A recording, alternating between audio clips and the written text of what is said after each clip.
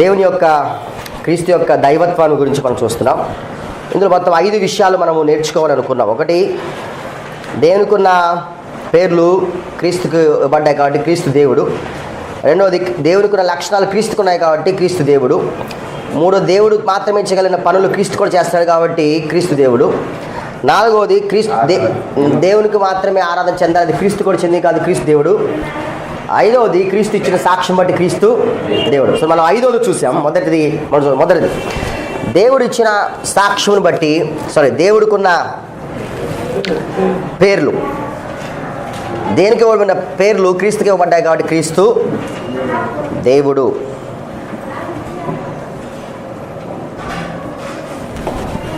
క్రీస్తు దేవుడు.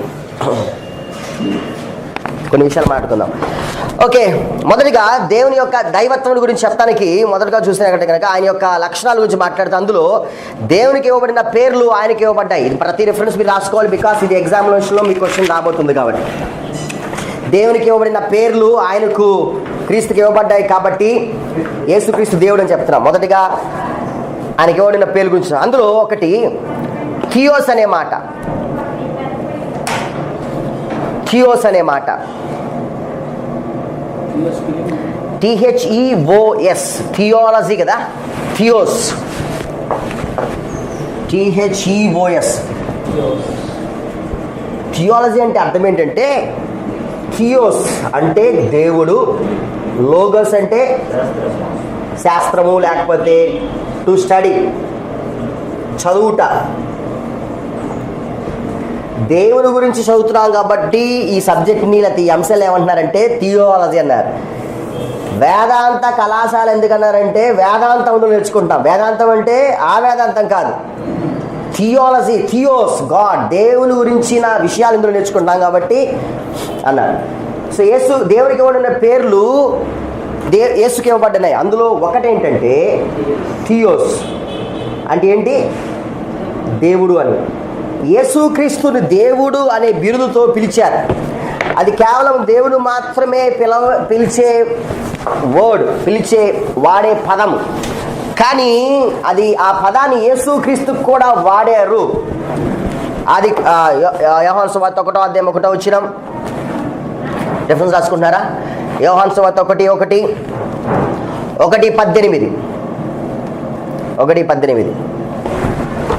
ఎవరైనా ఫాస్ట్గా వేగంగా చదవగలిగిన వారు.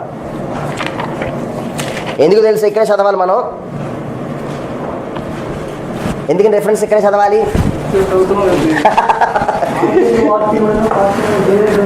ఓకే, వాక్యము దేవుడై ఉండెను, వాక్యం లోగోస్, థియోస్ అనే మాట వాడి. అంటే సో థియోస్ అనే మాట వాడాడు. రెండోది, తర్వాత రిఫరెన్స్, ఎవరైనా ఎప్పుడైనా దేవుని చూడలేదు, ఆయనంటే దేవుడు బయలుపరిచాను, కుమారుడు ఎవరంటే దేవుడు అన్నాడు. యోహాను సువార్త 5:44 ఈ చదవక్కలే రాసుకొని చాలు. యోహాను సువార్త 5:44,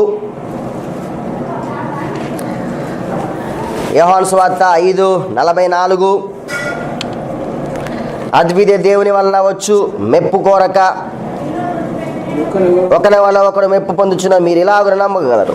ఓకే, ఆ తర్వాత 17వ అధ్యాయం 3వ వచనం యోహాను సువార్త, అద్వితీయ సత్య దేవుడు అయిన నిన్నును నీవు పంపిన యేసుక్రీస్తును ఎరుగుటయే నిత్య జీవము.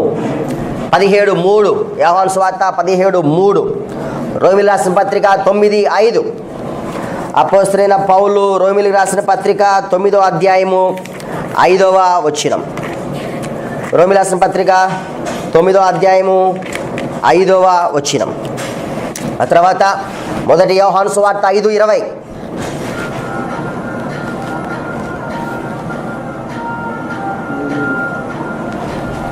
మొదటి యోహాను సువార్త 5:20.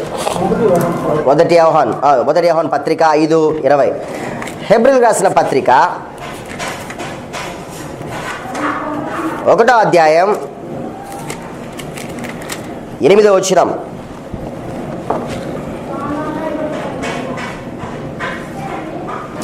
నీవు నీతిని ప్రేమించితివి, దుర్నీతిని ద్వేషించితివి, అందుచేత నీ దేవుడు తోడి వాడి కంటే దేవుడు నీ దేవుడు అంటున్నాడు.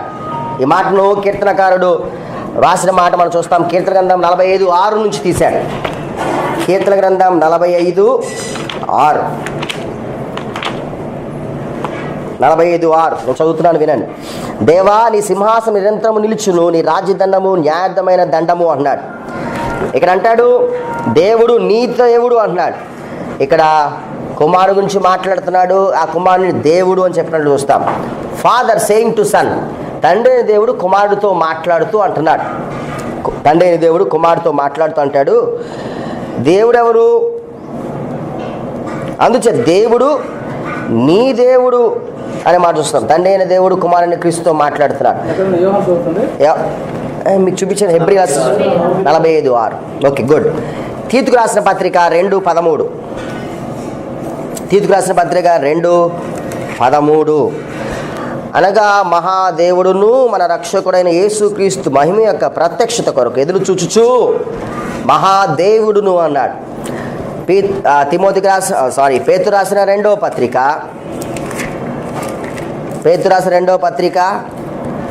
1వ అధ్యాయము 1వ వచనం. యేసుక్రీస్తు దాసుడు అపోస్తలుగా సీమోను పేతురును ప్రభుని యొక్క రక్షకుడు యేసుక్రీస్తు యొక్క నీతిమంతుడు మామూలు అమూల్యమైన విశ్వాసం తమ శుభం చెప్పి రాయనది. యేసుక్రీస్తు దేవుడు అన్నమాట చూస్తున్నాం. పేతురు రాసిన 2వ పత్రిక 1వ అధ్యాయం 1వ వచనం. ఏమండి? 2 పేతురు 1:1. ఓకే, రెండోది 1 ఆయన పేరు గురించి. మొదటి పేరు ఏంటంటే థియోస్. గుడ్, థియోస్ దేవుడు. రెండోది దేవుని కుమారుడు.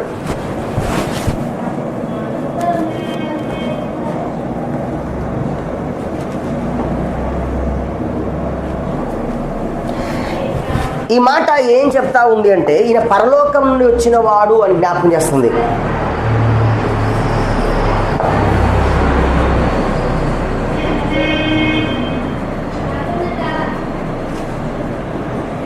ఈయన పరలోకం నుండి వచ్చిన వాడు అని ఈ మాట మనకు జ్ఞాపకం చేస్తుంది.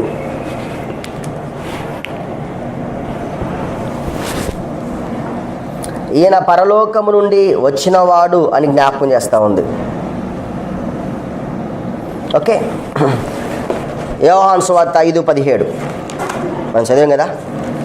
యోహాను సువార్త 5వ అధ్యాయము 17వ వచనం. అయితే యేసు, నా తండ్రి ఇదివరకు పని చేయించున్నాడు, నేను చేయించున్నాను వారికి ఉత్తరం ఇచ్చాను. యోహాను సువార్త 5:17 రాసుకున్నారా? యోహాను సువార్త 5:17. యోహాను సువార్త 10వ అధ్యాయం 33వ వచనం నుండి 36వ వచనం వరకు. 10వ అధ్యాయం 33 నుంచి 36. అందుకు యూదులు, నువ్వు మనుషుడివై ఉండి దేవుడు అని చెప్పుచున్నావని కనుక దేవదూషణ చేసేందుకే నిన్ను రాళ్లతో కొట్టుదుము కానీ మంచి క్రియలు చేసినందుకు కాదని ఆయన చెప్పాను. అందుకే మీరు దైవములను నేనుంటానని మీరు ధర్మశాస్త్రం రాయబడి లేదా? లేఖనములు నిర్ధకం కాలేదు కదా. దేవుని వాక్యము ఎరగని వచ్చును వారు దైవములు చెప్పు దేవుని కుమారుడు చెప్పుకుంది. యేసు ఎవరు అంటే దేవుని కుమారుడు అని చెప్పినట్లు చూస్తాం. లూకాసు వార్త 2:38. లూకాసు వార్త 2:38.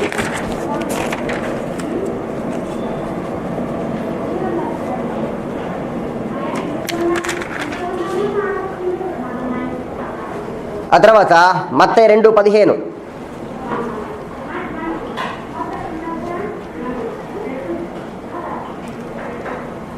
రోమా 8:14. రోమా 8:14, 19, 23, అవునండి, 14, 19, 23. ఏంటండి? రోమా 8, 14, 19, 23 అండి. రోమా పత్రిక 8వ అధ్యాయం 14, 19, 23. ఓకే. మత్తయి సువార్త 26వ అధ్యాయము 63, 64.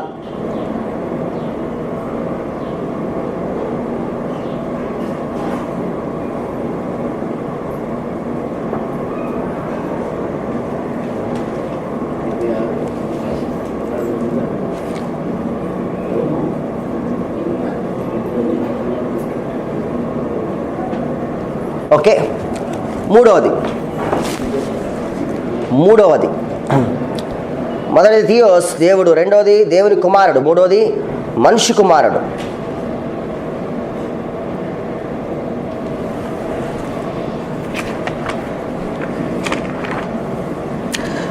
సువార్తలో ఇది 84 సార్లు వాడబడింది. సువార్తల్లో ఇది 84 సార్లు వాడబడింది.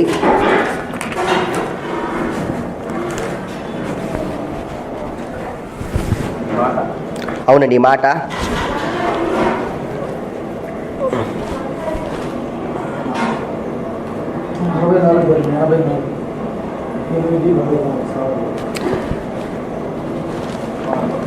ఓకే. ఆశ్చర్యకరమైన విషయం ఏంటంటే యేసుక్రీస్తు ప్రభువారు తనను సంబోధించుకోవడానికి కూడా మనిషి కుమారుడు అనే మాటను ఆయన ఉపయోగించుకున్నారు. మీరు చూస్తారు ఒక రెఫరెన్స్ని, మత్తయి సువార్త 16:13 చదవాలి ఎవరైనా. 13 మత్తయి సువార్త 16:13. యేసు తిరుపతిన కైసరియా ప్రాంతంలోకి వచ్చి మనిషి కుమారుడు ఎవరని జనులు చెప్పుకుంటున్నారని తన శిష్యులను అడగగా, శిష్యులు ఎప్పుడు ఆయనను మనిషి కుమారుడు అనలా. వేరే వాళ్ళు కూడా ఆయన మనిషి కుమారుడు అనలా. కేవలం యేసుక్రీస్తు ప్రభువారే తన గురించి తాను చెప్పుకుంటూ మనిషి కుమారుడు అని అన్నారు. 9వ అధ్యాయము లూకా 18 చదువుతారా? 18. ఒకప్పుడు ఆయన ఒంటరిగా ప్రార్థన చేయించుండగా ఆయన శిష్యులు ఆయన యొద్ద ఉండిరి.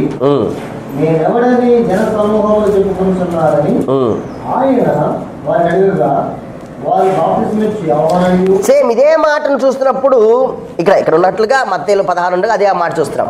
కానీ ఇక్కడ ఆయన మనిషి కుమారుడు అన్నాడు. శిష్యులు ఎప్పుడు ఆయన మనిషి కుమారుడు అని చెప్పలేదు, మిగతా వారు ఎవరు ఆయన మనిషి కుమారుని పిలలేదు. అనగా సువార్తలో 84 సార్లు ఆయన మనిషి కుమారుడు రాయబడింది. 84 సార్లు ఎవరు చెప్పుండాలి? యేసు తనను గురించి తాను ఏమని చెప్పుకుంటున్నారు అంటే మనిషి కుమారుడు అని చెప్పుకుంటున్నాడు. ఎందుకు యేసుక్రీస్తు ప్రభువారు ఈ వచనాన్ని ఆయన వాడుకున్నారు? లేకపోతే మనిషి కుమారుడు అనే మాటను ఎందుకు యేసుక్రీస్తు ప్రభువారు తనను గురించి తాను సంబోధించుకున్నాడు? దానియేలు గ్రంథం 7వ అధ్యాయం 13 వచనం. దానియేలు గ్రంథం 7:13. దానియేలు గ్రంథం 7:13.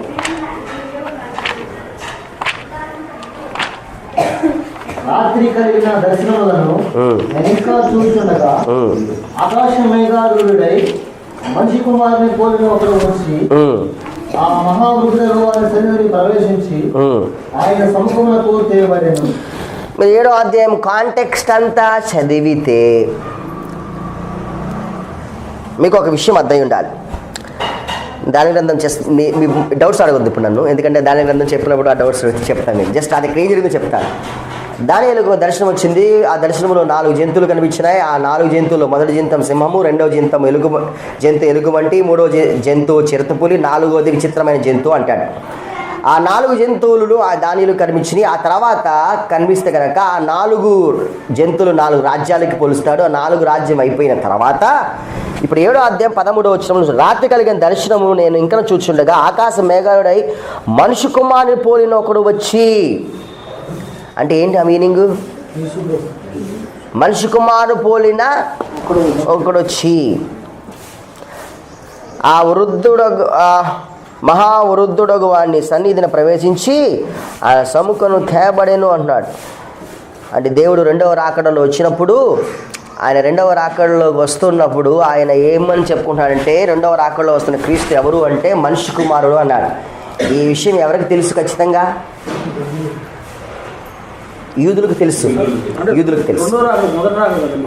2వ రాకడ, ఇది 2వ రాకడ జరుగుతున్నప్పుడు జరుగుతున్నది. అంటే యేసుక్రీస్తు 2వ రాకడ మనిషి కుమారుడిలో వస్తా అని చెప్తున్నాడు. అంటే ఈ విషయం ఎవరికి తెలుసు? ఖచ్చితంగా యూదులు తెలుసు. ఇప్పుడు యూదులు ఏమని అనుకుంటున్నారు?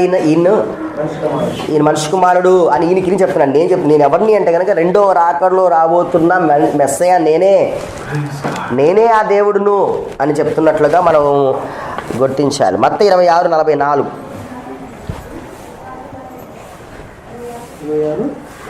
64 మత్తయి సువార్త 26:64 అవును 26:64. ఇది మొదలుకొని మనుష్య కుమారుడు సర్వశక్తిని కుడి పార్శ్వమున కూర్చుంటయు ఆకాశమేఘారూఢుడై వచ్చుటయు మీరు చూస్తురని చెప్పగా, యేసు యొక్క రెండవ రాకడ గురించి ఎక్కడ చెప్పాలనుకుంటున్నాడు అక్కడ ఆయన ఒక పదాన్ని వాడుతున్నాడు. అది 7వ అధ్యాయం 13వ వచనం తీసిన పదం. ఆ పదం ఏంటంటే మనుష్య కుమారుడు అంటున్నాడు. యేసు మనుష్య కుమారుడుగా రాబోతున్నాడు. ఆయన తీర్పు తీర్చాలి అనుకున్నప్పుడు ఆయన మనిషి కుమారుడు అనే మాటను వాడుతున్నట్లు చూస్తాం. దేవునికి మాత్రమే వాడబడే మాట మనిషి కుమారుడు. అది క్రీస్తుకు తనకు తానుగా వాడుకుంటున్నాడు అంటే అర్థం ఏంటంటే ఆయన దేవుడు అన్న అర్థమిస్తుంది. 3వ మాట మనిషి కుమారుడు. Eternal ruler over all the whole world. ఈ మాటను దేని చెప్తుందంటే నిత్యత్వం వరకు ఈ యావత్ ప్రపంచాన్ని పరిపాలన చేసే వాడిని ఆ మాటను చెప్పడానికి ఒక వర్డ్ని దానిలో ఉపయోగించారు. అదేంటంటే మనిషి కుమారుడు. ప్రపంచమంతటా పరిపాలన చేసేవారు గురించి ఎవరు అంటే దేవుడు కదా జనరల్గా. కానీ ఇక్కడ 7:13లో ఆయన్ని మనిషి కుమారుడు అన్నాడు. అదే మాటను యేసుక్రీస్తు ప్రభువారు అక్కడున్న మనిషి కుమారుడు అనే మాటను తీసుకొచ్చి సువార్తలు ఆయన 84 సార్లు వాడుకున్నాడు. అంటే అర్థం ఏంటంటే ఈ లోకమును సమస్తాన్ని యావత్తును పరిపాలన చేసేది మనిషి కుమారుడు అనగా దేవుడు. అది యాక్చువల్గా యావత్ ప్రపంచాన్ని పరిపాలన చేసేది ఎవరు? దేవుడు. ఆ దేవుడు ఎవరు అని దానిని చెప్పాడు. ఆ టైటిల్ ఏమి ఇచ్చాడు? మనిషి కుమారుడు. అదే టైటిల్ని యేసుక్రీస్తు ప్రభువు వాడుకుంటారంటే ఏం చెప్తున్నాడు? యావత్ ప్రపంచాన్ని పరిపాలన చేసేది నేనే, యావత్ ప్రపంచానికి తీర్పు తెచ్చేది కూడా నేనే అని చూస్తూ ఉన్నాను. Power to rule. ఈ మనిషి కుమారుడు అనే మాటకు ఏమంటారంటే సినాప్స్ లేకపోతే పర్యాయ పదం ఏంటంటే పరిపాలన చేయడానికి అధికారం కలిగిన వాడు అని రాసుకోవాలి. పరిపాలన చేయడానికి అధికారము కలిగిన వాడు అని.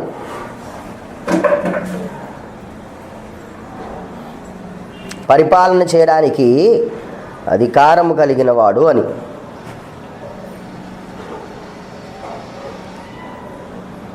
ఓకే, పరిపాలన చేయడానికి అధికారము కలిగిన వాడు అని.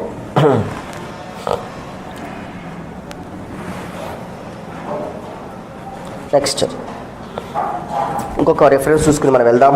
మార్కు సువార్త 10వ అధ్యాయం 45 వచనం. మార్కు 10:45.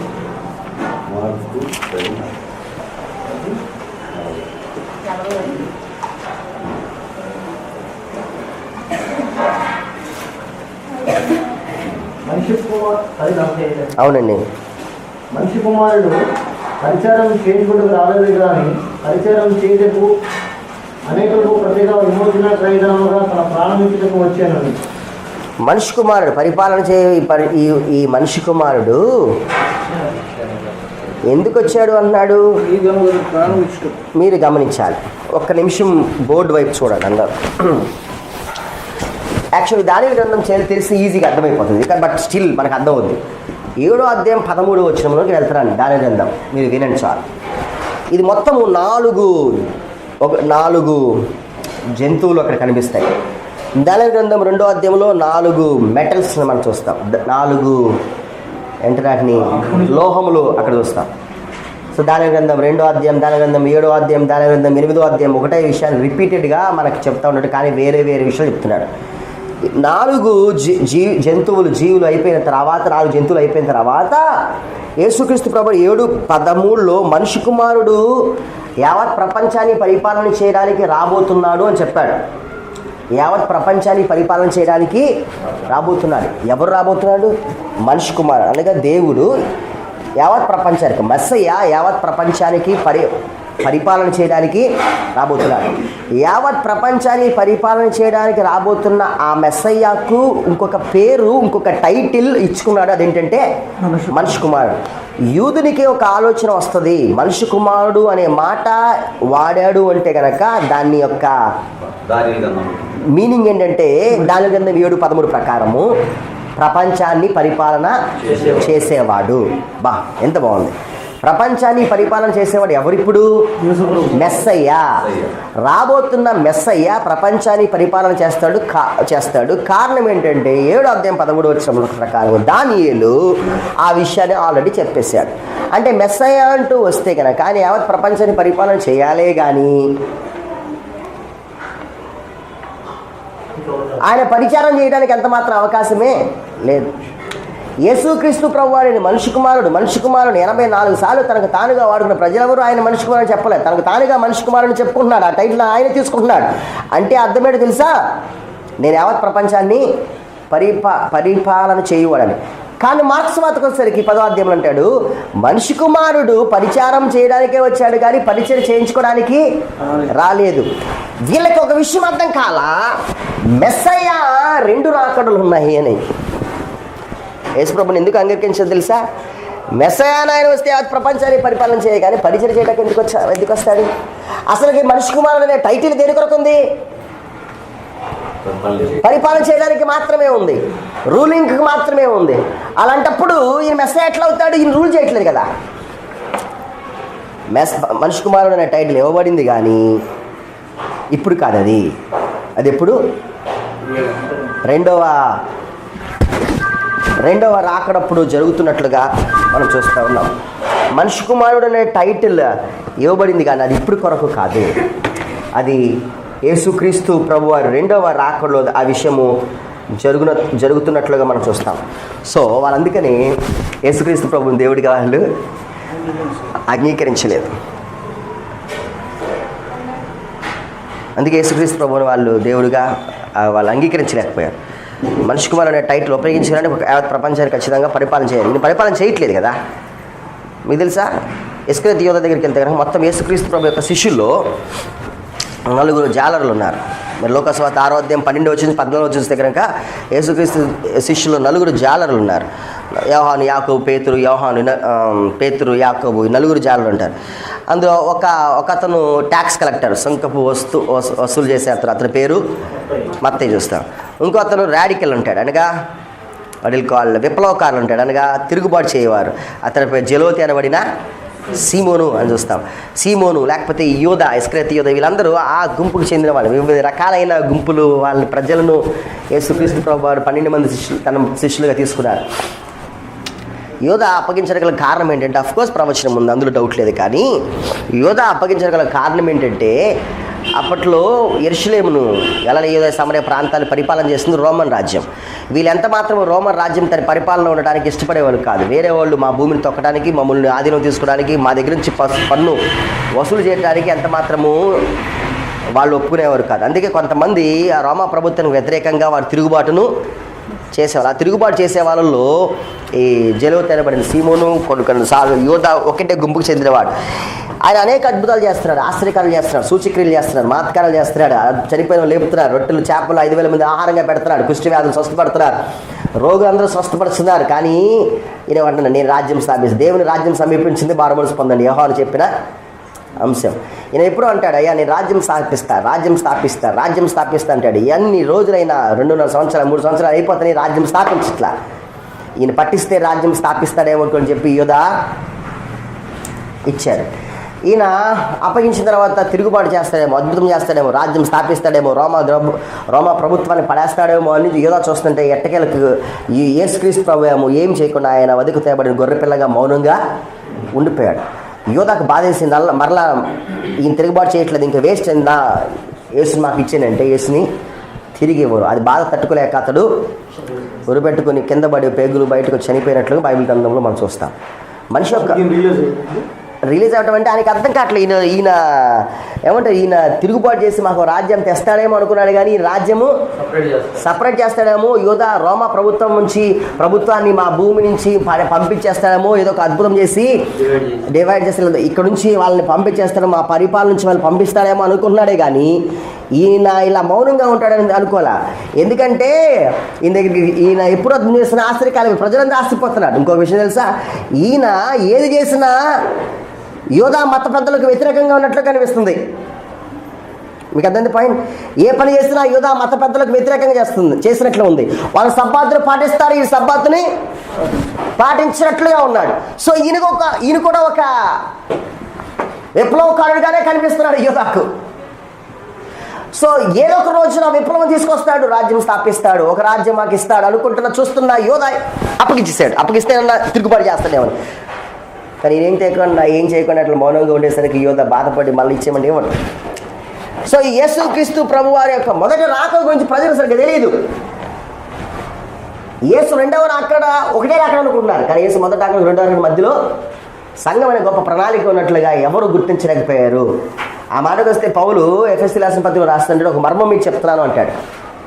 అంటే అర్థం ఏంటి? అంతకుముందు పూర్వకాలం ఉందన్న పాత నిబంధన భక్తులకు ఆ విషయము తెలియదు అన్నాడు. ఓకే, అది మనుష్య కుమారుని యొక్క టైటిల్ వాడుక.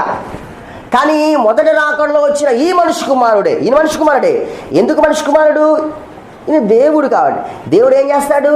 యావత్ ప్రపంచాన్ని తీర్పు తీరుస్తాడు. ఈయన మనుష్య కుమారుడే. కానీ మొదటి రాకడలో వచ్చిన ఈ మనుష్య కుమారుడు పరిచర్య చేయించుకోవడానికి రాలేదు, కానీ పరిచారం చేయడానికి వచ్చాడు. నాలుగో మాట లార్డ్ అనే మాటను వాడారు, ప్రభువా అనే మాటను.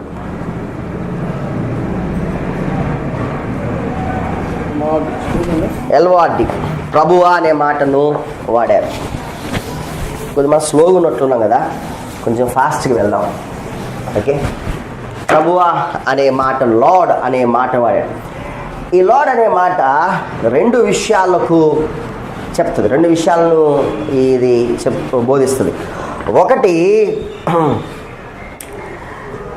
ఓషిప్, ఆరాధన.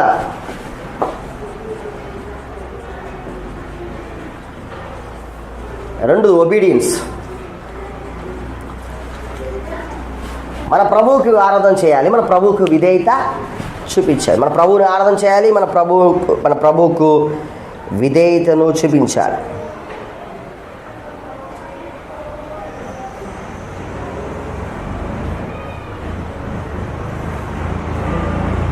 ఓకే,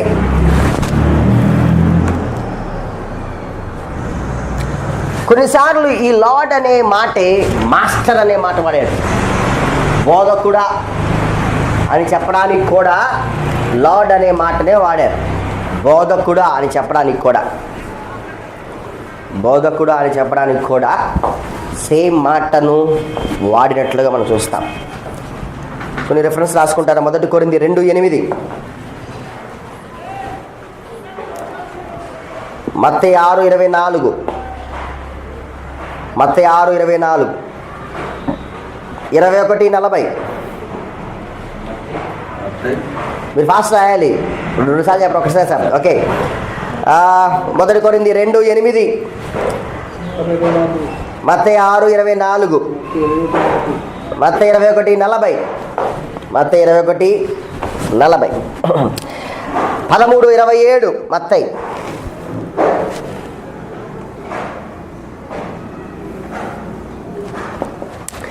21:30. అవును, 27:63.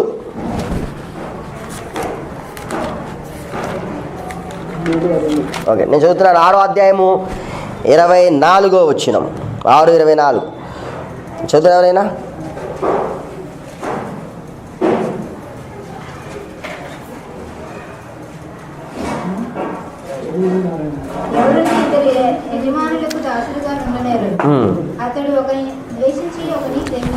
యజమానుడు, మాస్టర్, యజమానుడిని చెప్పడానికి ఈ మాటను వాడాడు. మత్తయి 13:27, మత్తయి 13:27. అప్పుడు ఇంటి యజమాని దాసుల దగ్గరికి వచ్చి, అయ్యా అన్నా కదా, అయ్యా సార్, సుపీరియర్, నాకంటే నువ్వు గొప్పవాడివి. సార్, అయ్యా అనే మాట కూడా సేమ్ లార్డ్ అనే మీనింగ్లోనే వస్తుంది. 21:30.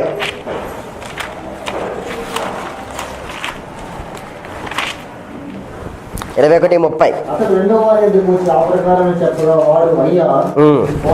సేమ్ ఇక్కడ కూడా అయ్యా, సార్, సుపీరియర్, లార్డ్, ప్రభువా, మాస్టర్, బోధకుడా, సేమ్ మాటలు ఇక్కడ కూడా వాడుతున్నట్లుగా మనం చూస్తాం. యోహాను సువార్త 4:11 కూడా అదే మాట చూడొచ్చు. యోహాను సువార్త 4:11.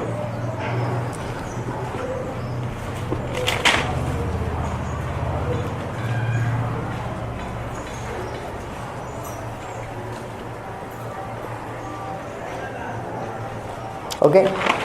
సో మొదటిగా ఆయన దైవత్వం చూపించడానికి ఆయనకి దేవునికి ఇవ్వబడిన పేర్లు వేసుకోబడ్డాయి, కానీ యేసు కూడా దేవుడు అని అర్థం ఇస్తూ ఉంది. రెండవది,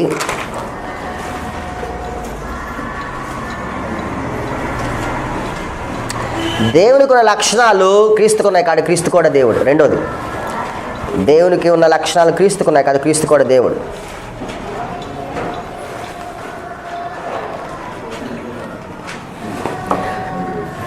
దేవునికి ఉన్న లక్షణాలు క్రీస్తుకున్నాయి కాబట్టి క్రీస్తు కూడా దేవుడు.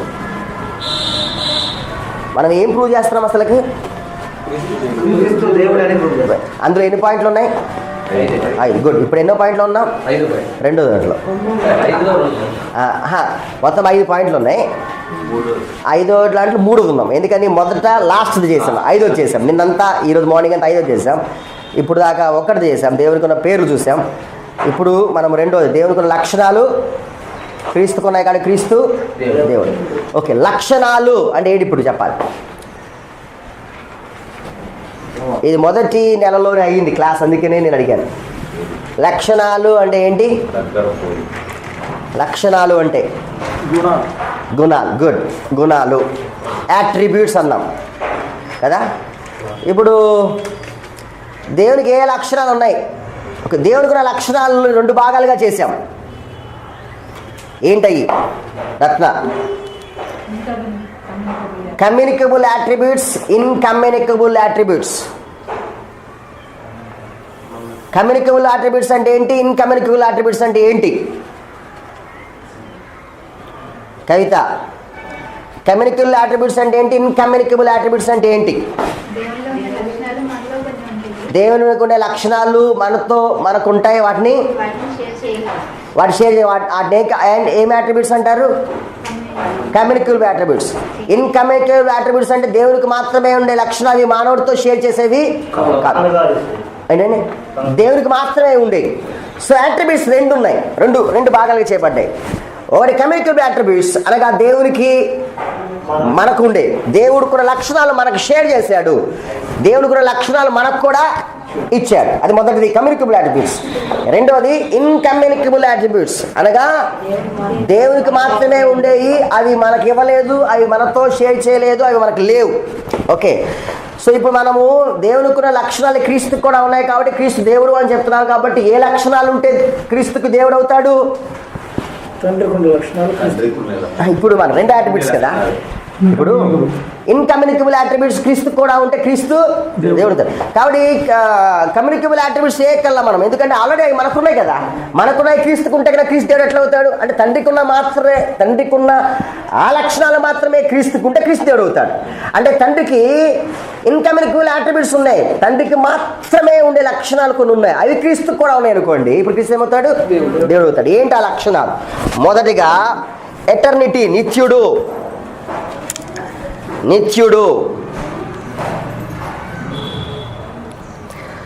యెషయా గ్రంథం 9వ అధ్యాయం 6-7 వచనాలు చదువుతారా ఎవరైనా?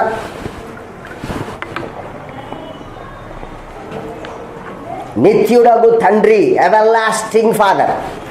నిత్యుడగు తండ్రి. మీకా గ్రంథం 5వ అధ్యాయం 2-3 వచనాలు.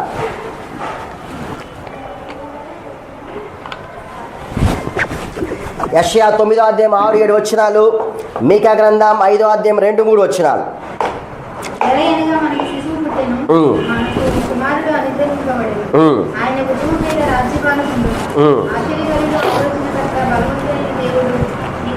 నిత్యుడగు తండ్రి అన్నాడు. మీకా గ్రంథం 5వ అధ్యాయం 2-3 వచనాలు.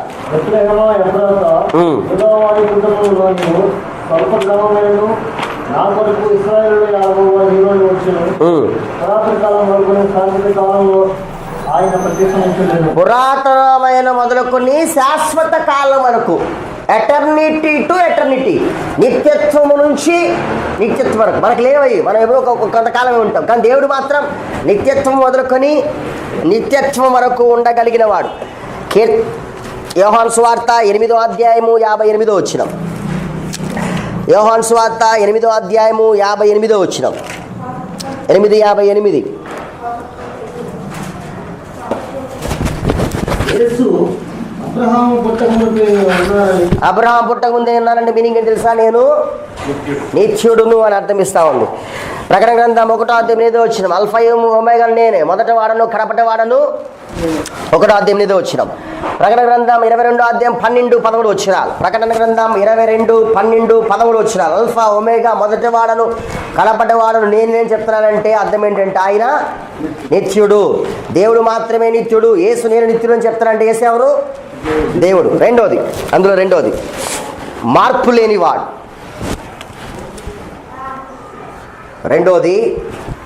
ఆ లక్షణ దాంట్లోనే రెండోది మార్పు లేనివాడు. దేవుడు ఒక్కడే కదా మార్పు లేనివాడు. క్రీస్తు కూడా మార్పు లేనివాడు అయితే క్రీస్తు ఖచ్చితంగా దేవుడు అయిపోతాడు. మార్పు లేనివాడు. హెబ్రీయులకు రాసిన పత్రిక 13:8 వచ్చినాం. హెబ్రీయులకు రాసిన పత్రిక 13:8 యేసుక్రీస్తు నిన్న నేడు ఒకటే. యేసుక్రీస్తు నిన్న నేడు రేపు ఒకటే విధంగా ఉన్నాడు. అంటే ఆయన మార్పు లేనివాడు, ఆయన నిత్యుడు అని అర్థం ఇస్తూ ఉంది.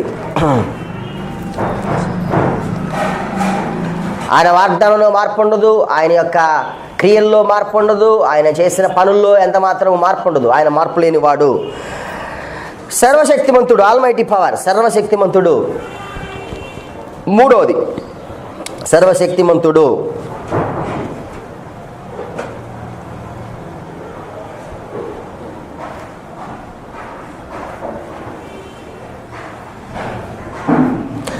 మనకు తెలుసు దేవుడు సర్వశక్తిమంతుడు కాబట్టి ఆయన పాత నిబంధన గ్రంథంలో ఎర్ర సముద్రం పాలిక చేశాడు, మన్నాను కురిపించాడు, పూరీలు రప్పించాడు, ఎరుకో కోటను కూల్చాడు, సూర్యచంద్రుని ఆపాడు, అనేకమైన అద్భుతాలు ఆయన చేశాడు. ఇప్పుడు అదే శక్తి క్రీస్తు కూడా ఉంటే కనుక క్రీస్తు దేవుడు అవుతాడు.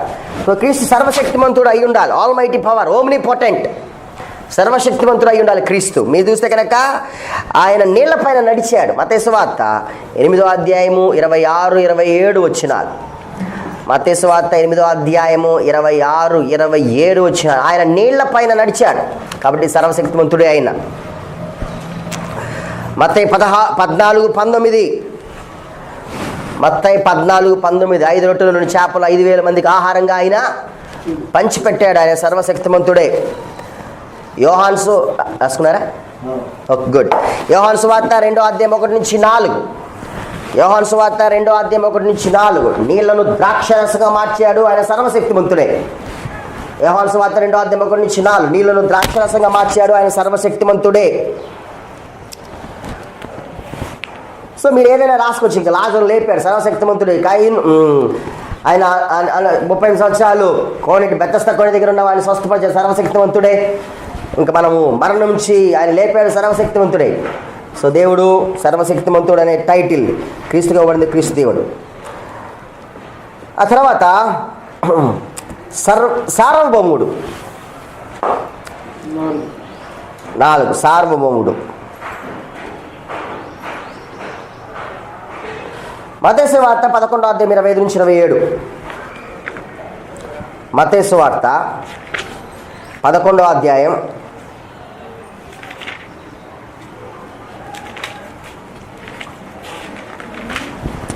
25-27. ఆ సమయమున యేసు చెప్పిందేమనగా, తండ్రి ఆకాశమునకు భూమికి ప్రభువా, నీవు జ్ఞానమునకు వివేకమునికి సంగతులు మరుగు చేసి పసిబాలుకు బయలుపరుచున్నావని నిన్ను స్తుతించున్నాను. అవును తండ్రి, ఇలాగ చేయటం నీ దృష్టికి అనుకూలమైంది. సమస్తము నా తండ్రి చేత నాకు అప్పగించబడినది. సమస్తము నా తండ్రి చేత నాకు అప్పగించబడినది. సమస్తము నా తండ్రి చేత నాకు అప్పగించబడింది. కారణం దీన్ని బట్టి ఆయన సర్వశక్తిమంతుడు, సార్వభౌముడు అని అర్థమిస్తూ ఉంది. గుడ్. సర్వజ్ఞాని. నెక్స్ట్, ప్రజల యొక్క ఆలోచనలు ఆయనకు తెలుసు. ప్రజల యొక్క ఆలోచనలు ఆయనకు తెలుసు.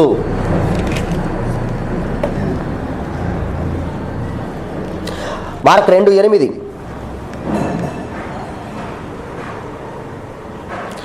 వారు తమలో తాము ఇలాగున ఆలోచించుకున్నట యేసు వెంటనే తమ ఆత్మలో తెలుసుకొని.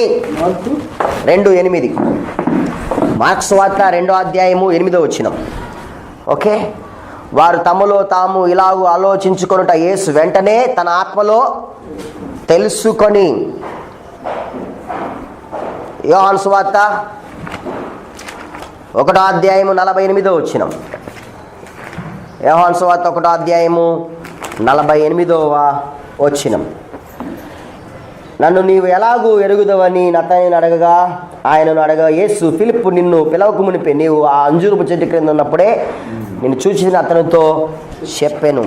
యోహాను సువార్త 6వ అధ్యాయము 44వ వచనం. నన్ను పంపిన తండ్రి వాణ్ణి ఆకర్షించితే గాని ఎవడును నా యొద్దకు రాలేడు. అంత్యదినమున నేను వాణ్ణి లేపుదును. 6:64. 6:64 యోహాను సువార్త. 16:30 యోహాను సువార్త.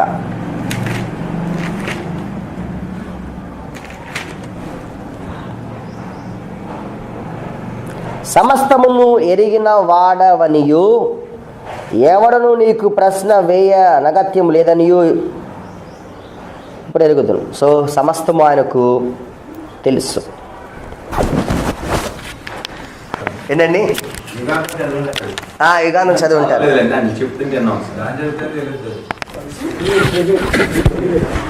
మొదటి సృష్టి చేయడం మాత్రమే కాదు, ఆయన సృష్టిని నడిపిస్తున్నవాడు కదా, హోల్డ్ చేస్తున్నవాడు కూడా ఆయనే. కొలస్సీ 1:17. 3వది నిత్య జీవం ఇవ్వగలిగిన వాడు. దేవుడు తప్ప నిత్య జీవం కలిగిన ఎవరు లేరు. క్రీస్తు కూడా నిత్య జీవం ఇవ్వగలిగిన వాడు. యోహాను 10:28. 10:28 నిత్య జీవమును ఇవ్వగలిగిన వాడు. నిత్య జీవమును ఇవ్వగలిగిన వాడు. 10:28, 17:2.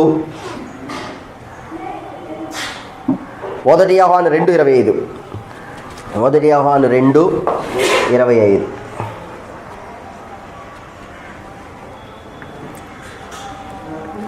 1 యోహాను 2:25. 4వది అనుకుంటా కదా, 1, 2, 3, 4. పాపములను క్షమించగలిగిన వాడు. పాపములను క్షమించగలిగిన వాడు. పాపములను క్షమించగలిగిన వాడు.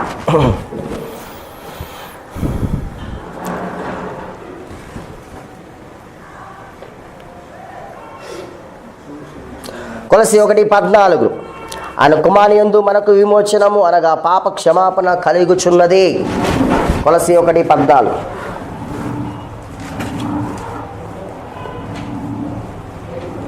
కొలస్సీ 3:13 ప్రభు మనల్ని క్షమించులాగున మీరును క్షమించుడి. కొలస్సీ 3:13. మార్క్ 2వ అధ్యాయం 5-12.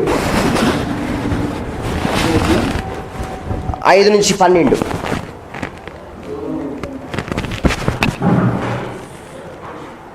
లూకా సువార్త 7:47-49.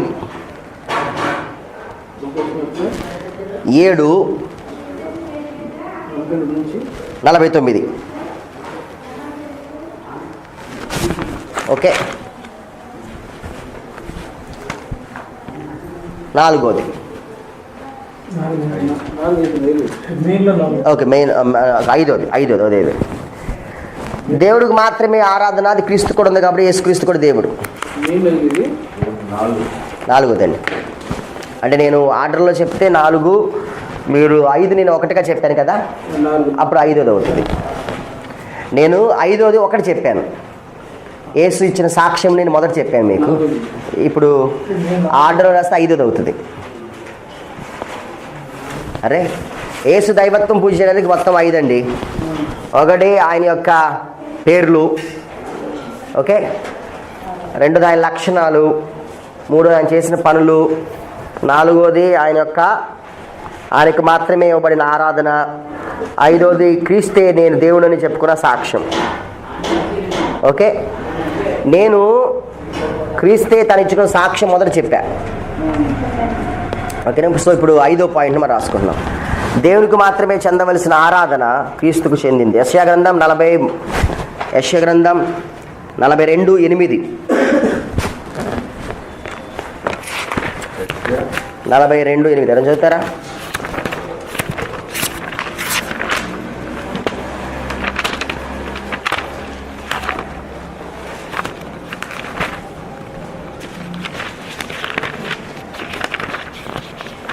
యెహోవాను నేనే, ఇదే నా నామం. మరి ఎవరికి నా మహిమను నేను ఇచ్చేవాడను కాదు. సో దేవుడు ఎవరికి ఘనత మహిమ ఇచ్చేవాడు కాదు. దేవుడు తన మహిమను వేరే వాళ్ళకి ఇచ్చేవాడు కాదు అని మనం చూస్తూ ఉన్నాం. ఓకే, అయితే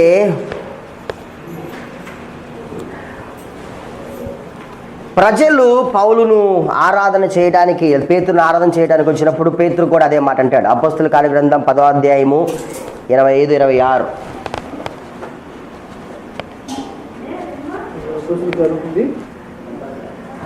అపోస్తుల కార్యగ్రంథం 10వ అధ్యాయం 25-26.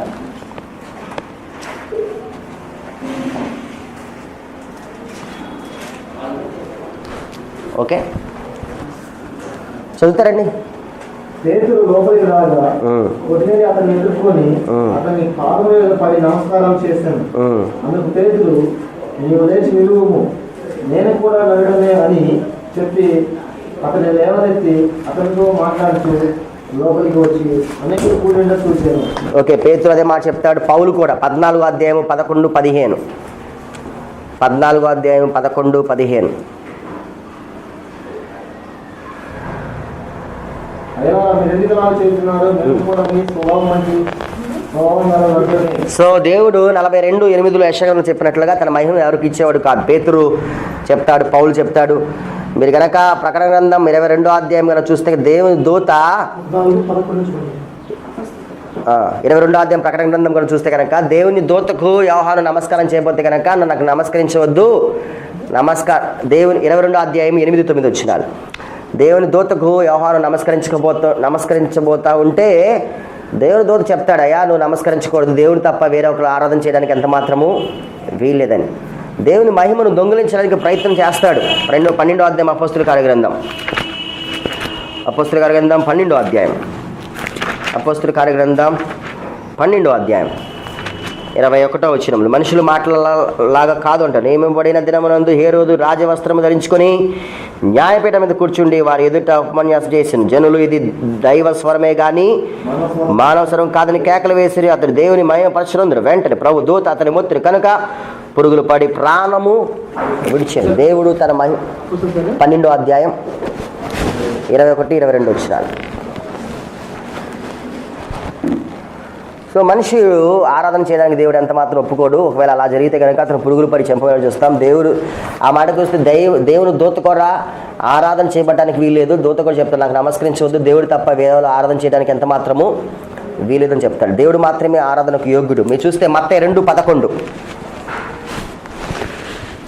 చదువుతారా? 11.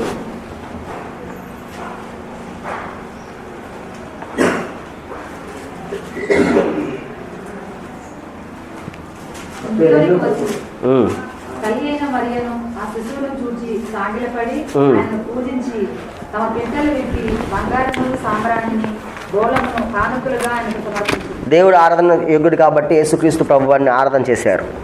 మత్తయి హెబ్రీ పత్రిక 1:6 మీ రిఫరెన్స్ రాసుకోండి.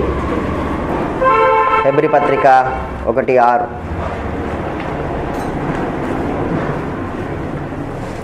ఓకే, హెబ్రీ పత్రిక 1:6. యోహాను 5:23. యోహాను 5:23. యోహాను 9:35-39 వరకు. 35-39 వరకు. మత్తయి 21.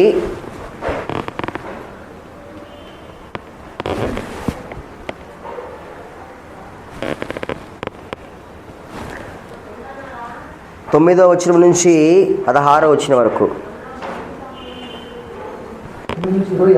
అవునండి, 9వ వచనం నుంచి 16వ వచనం వరకు.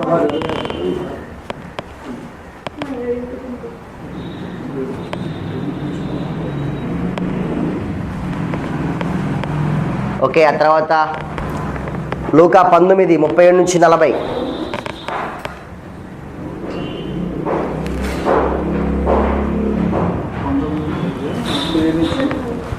లూకా సువార్త 19వ అధ్యాయం 37-40.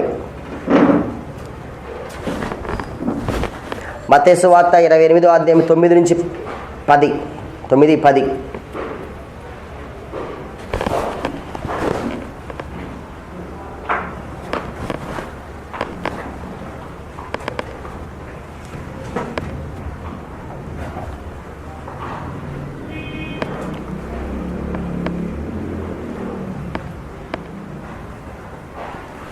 తండ్రి అనే దేవుడు నెక్స్ట్ దాంట్లోనే తండ్రి అనే దేవుడు కుమారుని ఆరాధించమని చెప్పాడు.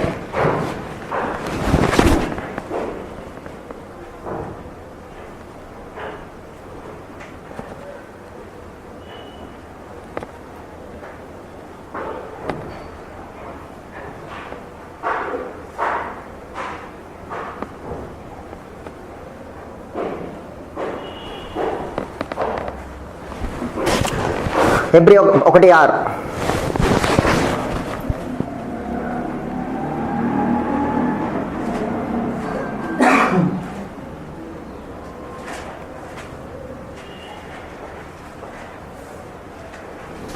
మరియు ఆయన భూలోకములను ఆది సంపూర్తిని మరలా రక్షించినప్పుడు దేవుని దూతలందరూ ఆయన నమస్కారం చేయవలనని చెప్తున్నాడు. ఓకే, సో అందరూ నమస్కారం చేయాలి. సో ప్రజలు దేవుడు కాదు, దేవుడు మాత్రమే దేవుడు, దేవుడు మాత్రమే ఆరాధనకి యోగ్యుడు. యేసుక్రీస్తు ప్రభువారిని తండ్రి అయిన దేవుడు ఆరాధన చేయమన్నాడంటే యేసుక్రీస్తు దేవుడు అయి ఉండాలి. సో యేసుక్రీస్తు